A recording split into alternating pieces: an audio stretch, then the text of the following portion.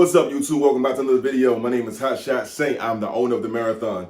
We specialize in vehicle shipping, transport, and logistics. If you're interested in having your vehicle shipped by some of the best hands in auto transportation, please feel free to reach out and text us at any time for a free quote. Also, for my carriers, if you're interested in having a better dispatcher, also reach out via text as well for more information. Also, if you guys are interested in getting into hotshot trucking, car hauling, so on and so forth, and you want a mentor along the way, or even if you're already in the game and you want a mentor while you're in the game as well, to kind of learn some more tips and tricks as well. You guys know iron sharpens iron, man. So if you guys are interested in that, please feel free to reach out via text for more information. I do Zoom calls and mentorship as well. So with that being said, I want to jump kind of right into this video. To be done. It was cool to be reckless and don't care about your life. We kind of like kicked up some lingo in my neighborhood. Like, we're going to be ruthless, not reckless. And you know, we're going to be aggressive intelligence. We ain't going to be weak. The loudest, most aggressive was the ignorant. We're going to be the loudest, most intelligent. We're going to be aggressive with this intelligence. I think that me being vocal, having success, that trend has trickled down.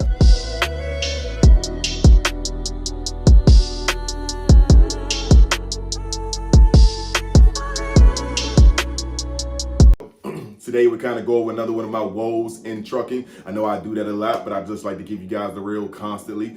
But today, man, we're going to one of my woes in trucking. You know, one of my top 3 reasons why I would actually want to leave trucking and transportation and car hauling. Also, one of my reasons why I would say that freight hauling is better than car hauling. If you guys follow my channel, you guys know that I always err on the side of car hauling being better than freight hauling. However, in this instance, this is one of the reasons why I would say that freight hauling is definitely better than car hauling, yo.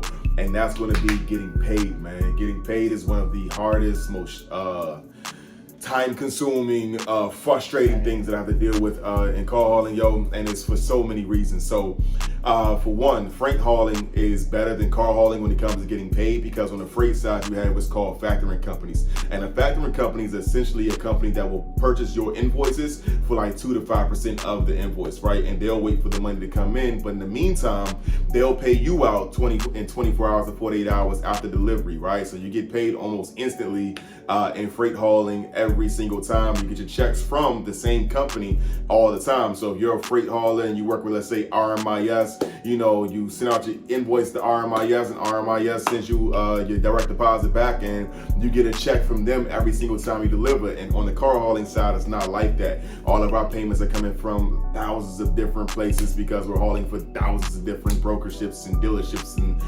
so on and so forth. I believe that a lot of people believe that in car hauling that the majority of our payments are COD, and that just isn't true. You can try to run a COD business. You can try to have like just target COD loads on the load board, but you'll fastly notice that cars that pay COD also pay less. And that's just because brokers understand that, you know, people are in a rush to get paid. Therefore, they can kind of leverage the fact that they can pay you sooner rather than later and still retain some more capital for themselves. So that's just one aspect of the game. And one of the reasons why this is such a burden on us outside of the obvious of having to wait on our money is because imagine this. Imagine that you had a $5,000 week, right?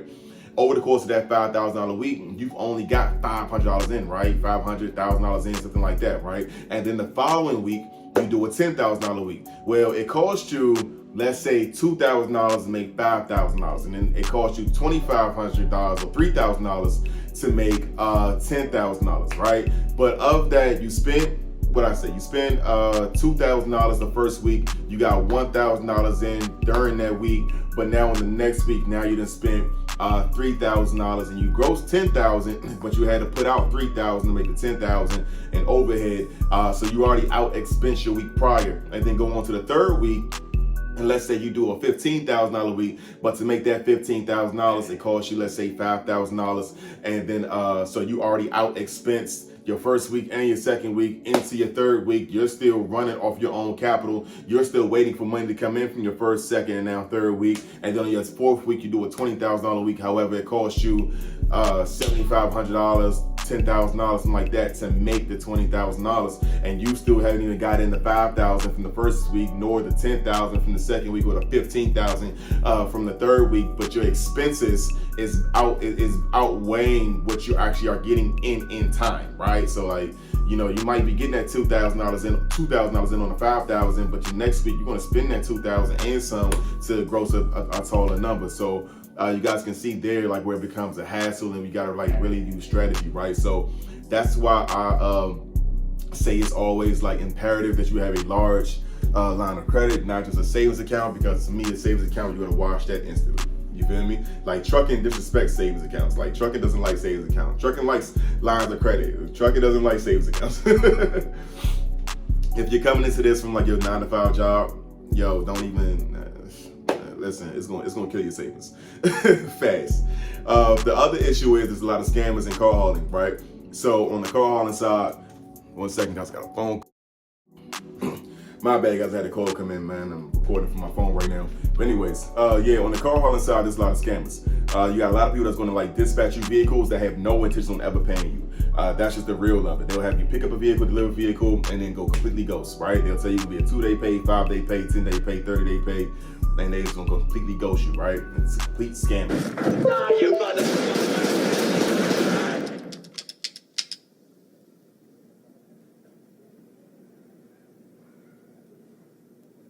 On top of that, you have people who disguise they scamming, in my opinion. So you have companies that'll have you, that'll pay, but they'll only pay if you do everything completely right, the way they ask by the book, right? So they might dispatch you a load and the instructions are gonna say that you gotta have a video, you gotta have pictures, you gotta have signed BOLs, all this is the norm. But they also might have that you have to use their own app, right? They got their own particular app that's one little small company uses, and now they didn't pay the app developer and they got their own app and you gotta use their app, right? So now you're using their app. Now you gotta print out their BOL. They don't want to take your BOL. You gotta print out their BOL. You gotta fill out their BOL with a ballpoint pen, and the color gotta be blue, and so on and so forth. You gotta get a picture of this, that, and the third in particular. You gotta make sure the Cadillac converter is still there.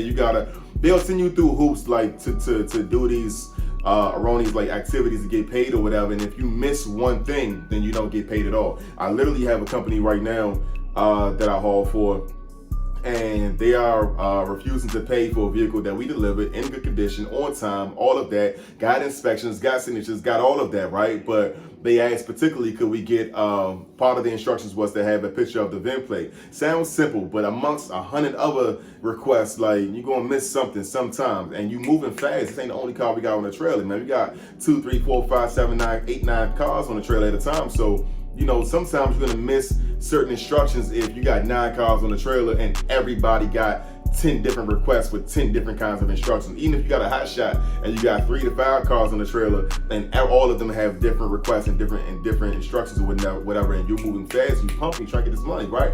You're gonna drop the ball sometime. So this time the driver did a great job in my opinion. I still paid him for it even though I didn't get paid for it, but he delivered, got his inspection, delivered on time, in condition, good condition, all of that. However, he got a picture of the VIN plate on pickup, didn't get a clear picture of the VIN plate on delivery.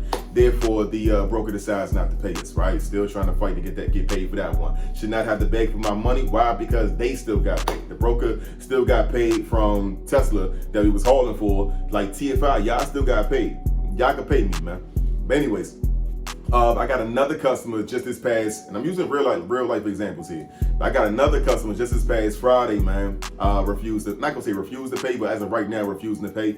But he dispatched the vehicle to us last Wednesday or Thursday, something like that. I delivered on Friday, delivered on time, to pick up the day that he wanted, delivered the day that he wanted, did everything the way I was supposed to. I was getting $750 going from Greenbelt, Maryland to Lakewood, New Jersey. And I was extremely communicative. I communicated when I was an hour away from picking up. I communicated once I got loaded. I sent the loaded picture, loaded video. I also sent the pickup inspections. I also communicated my ETA once I got loaded up and back in the truck. I also let them know when I was 2 hours out, 1 hour out, when I was on the site. I followed up afterwards trying to get paid while I was still there on site, so on and so forth, but the guy completely ghosted me, right? So he was very communicative when he wanted to dispatch a load to me. He was communicative when I was on my way to pick up. He was communicative when I first got the cars loaded, and then he just goes off the grid. So Friday I'm calling and texting nothing, Saturday calling and texting nothing, Sunday calling and texting nothing. And on Sunday I said, hey man, I don't want to give you a negative rating, but you kind of leave me without a choice here. I haven't heard from you. And I gave that a couple hours and then I gave the negative rating. However, now on Central Dispatch, the ratings are final. So I was really trying to like avoid giving him a negative rating because you can't adjust or remove the ratings now. Soon after I give them the negative rating, now he pops up. He says, hey man, I see you gave me a negative rating, like what's going on, what's the issue? And I say, yeah, I've been trying to get in contact with you and I haven't heard from you. So, that's the issue. And he was like, well, I'm Jewish. He's Jewish, and that, he has Sabbath or Shabbat, or I don't know, man. No disrespect to my Jews. I'm just really unaware.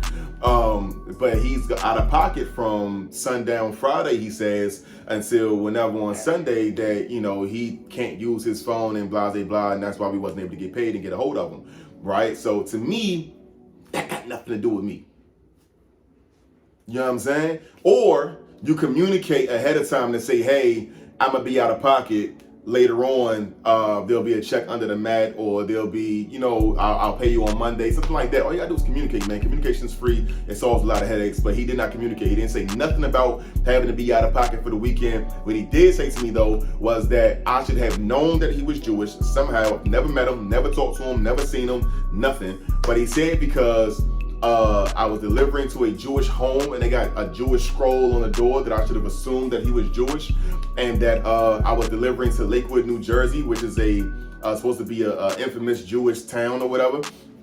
I don't know. I'm not from Jersey, never been from Jersey, never would live in Jersey. You feel me? So I don't know these things, as well as I don't know Jewish practices. And he said I should have known that as a Jew that he would be out of pocket on the weekends, and I should know and understand that. I can be understanding of it if you communicate it to me. However, you can't expect me to just you can't expect me to assume that you're Jewish and assume that somebody knows your practices, so on and so forth. So to me, scamming. He still hasn't paid. He says that he's unwilling to pay unless I can get the rating resolved and get it removed off his account. However, Central Dispatch doesn't do that anymore. I've called Central, try to get it removed. I've called with him on three-way, but they also told him that they can't remove it. I've also left him an additional rating to try to counteract the other rating, kind of telling people, hey man, don't look at my last rating, look at this one, man, the miscommunication, blah, blah, blah, blah. I've done my best to come up with a resolution, and I still haven't gotten paid. So as of right now, the rating's 100% true. It's been 6 days, still ain't got paid. Yeah, bro, I left you a rating for non-payment and you haven't paid me, man. You're scamming right now. So, and I've done business with him before, good business, and I got paid the other time. So whatever, man. I think that's called Westmount Auto Leasing or some shit like that, man, out in Lakewood, New Jersey. I'm dropping names. I don't care, man, because you guys need to stay away from these people. Stay clear, man. Also, he puts up cheap freight. I negotiated a decent rate, but in general, it's cheap freight. I got $750 for going about 150 miles with 3 vans or whatever. It should have been $900, but it's cool. You know what I'm saying? We'll take it. But originally it was posted for $500, which is extremely cheap for what he was asking for. But anyways, we ain't gonna get into the cost of freight right now. Another real life situation I have going on, probably the most frustrating one that I have at this moment, is one, guys, understand something. Everybody looks for a reason not to pay. Right? I can't even go down a list. I will be here all day long if I want to go down a list of every reason why someone has chosen not to pay us, or thinks they have a reason for not to pay, man. I had one guy say that he was going to pay. Nothing was wrong with his truck, but he said that he didn't want to pay until after he had taken his car to a body shop and had them examine the truck. And then after he got the clear from the body shop that there was absolutely nothing wrong, because he couldn't see nothing wrong with his eyes, right? There was nothing wrong that was obvious to the eye, but he wanted his body shop to go to double check and take a look at the vehicle, and then he might pay us, right? And then ultimately he just never paid us. So, another scammer, another, private customer that decided to get over. This one guy, man, he probably the most vicious of them all. I hauled 5 cars for him on separate occasions, one at a time, over the course of 2 months, between December and January, totaling $8,200. It wasn't a contract deal for 5 cars, nothing like that. He just kept calling us. It's a private client as well. It's not something I got off the load board. So 5 cars, $8,200 was the total for all 5.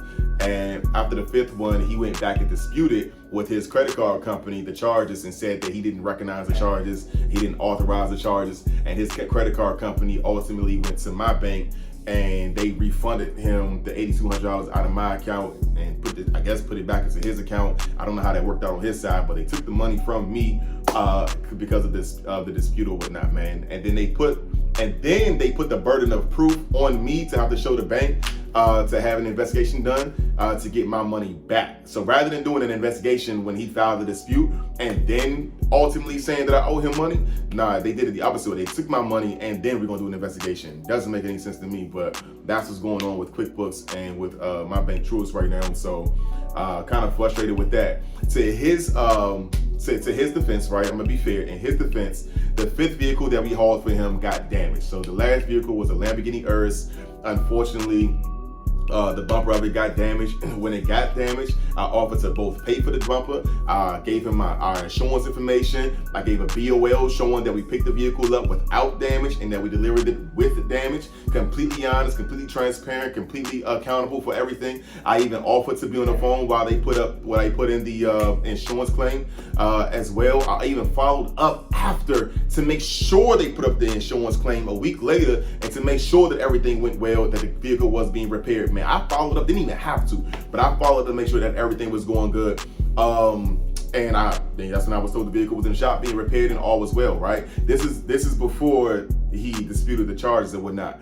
His argument for disputing the charges is that because the vehicle, that he had a potential buyer lined up to buy the Lamborghini, and because the vehicle had to go in the shop for the damages, that the potential buyer did not purchase the Lamborghini. And because of the vehicle having to be in the shop for like 2 weeks, the MMR report, which is some kind of report that tracks the values of higher priced vehicles or whatever, and it shows the value and how it fluctuates, this, that, and the third, kind of like how the housing market will fluctuate.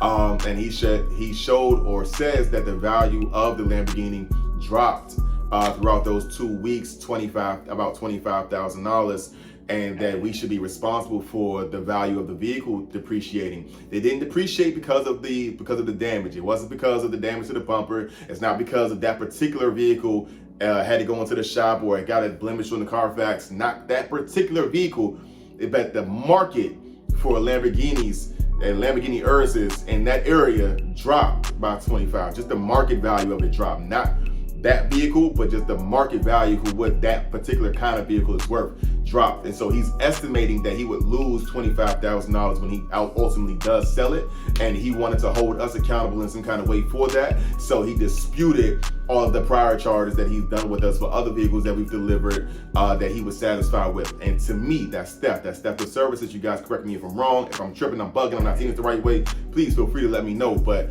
he stole that money out of my account. I mean, you stole because it's appropriate. He stole that money out of my account to help him recoup what he think he's going to lose. Now, ultimately, I don't know if he sold the vehicle yet or not, but he still could sell the vehicle at the value that he wanted to sell it for. He still might catch that sale, and then I'm sure he's not going to give me my $8,000 back, right?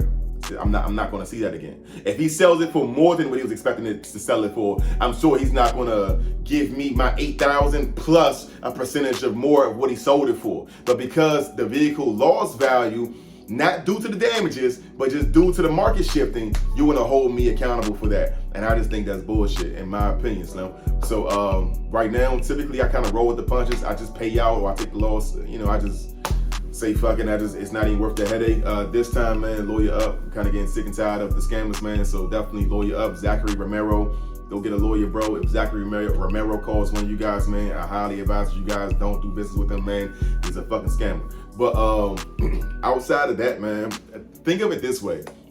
Imagine that we like to buy commercial property, investment property, stuff like that. So imagine that I buy an investment property. The contractor tells me it's gonna be a 60-day rehab on the property, right? 60-day renovation, 60-day rehab, whatever on the property, right? I'm like, all right, cool, I can sign up for that. If the cost of it's gonna be $50,000, cool, sign up for that. Then let's say a month into it, he says, this gonna be 180 days. This real life, it happens like that. 120 days, 180 days. It's gonna take, instead of taking 2 months, it's gonna take now 6. Because whatever we got, wait on countertops, we got wait on cabinet, this on back order, that on back order, whatever. He even just be spending me some bullshit. I don't know, right? But let's say it's gonna take longer than expected. Now let's say that I have tenants lined up to occupy this residence that I had planned on having ready in 60 days, right?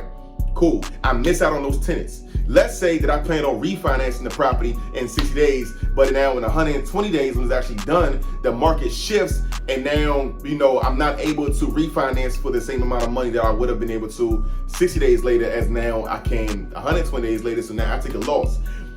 Let's say that because I end up with a finished property in 120 days, but I dispute the 50 grand that I owe the contractors, and I say, look, man, I ain't paying y'all nothing because y'all was late.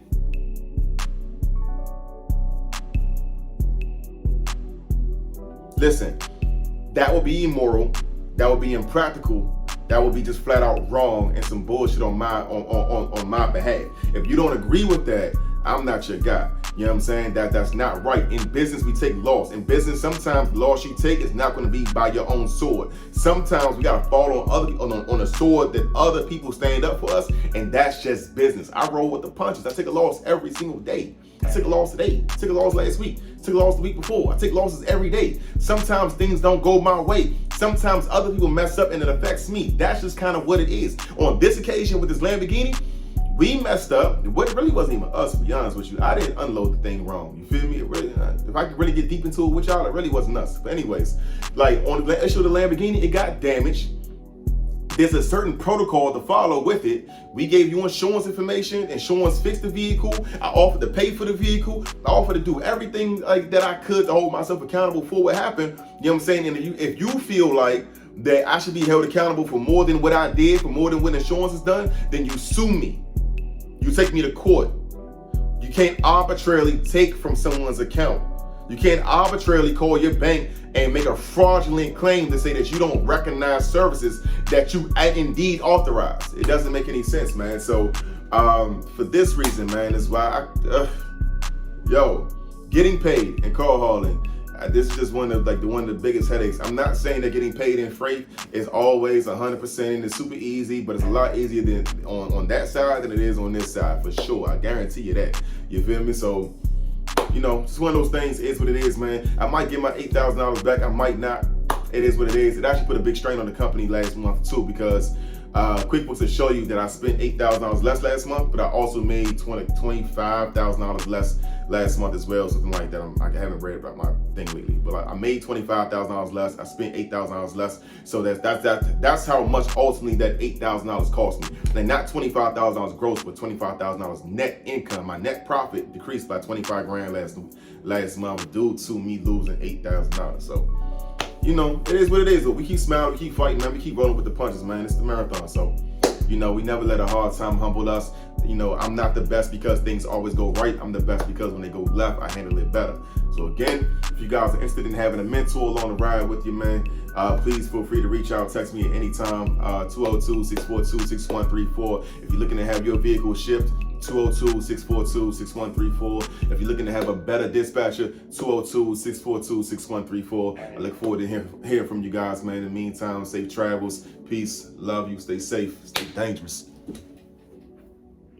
That's why I call my thing the marathon, because I'm not gonna lie and portray this ultimate poise like I've had it figured out. Nah, I just didn't quit. That's the only distinguishing quality from me and probably whoever else going through this or went through this or is gonna go through this, is that I ain't quit. I went through every emotion. I went through every emotion with trying to pursue what I'm doing. You know what I mean? And I think that what gonna separate whoever's gonna try to go for something is that you ain't gonna quit. Unless, you know, you're gonna really take the stance if I'm gonna die behind what I'm getting at right now.